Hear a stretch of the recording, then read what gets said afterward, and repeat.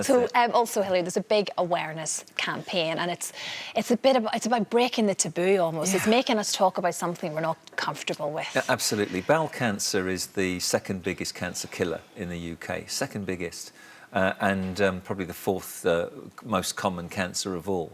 Now, bowel cancer is hidden; it's inside the intestine, and people in this month, particularly Bowel Cancer Awareness Month, should be aware of the symptoms because they're not always obvious. But if anybody, particularly over the age of 50, but sometimes even younger, develops blood in the motions, if they go to the toilet and they see blood, that needs to be explained. It could just be something common like hemorrhoids, but you can't just assume that.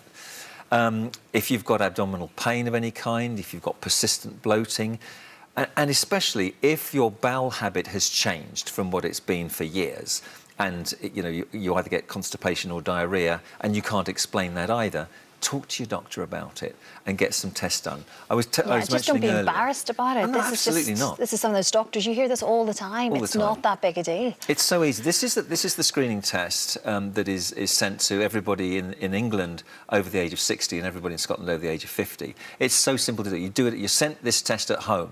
You just do two samples from 3 different motions that you pass over a 2-week period.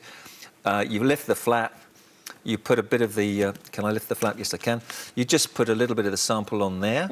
You've closed the flap. You do that 3 times. You send it off in the post.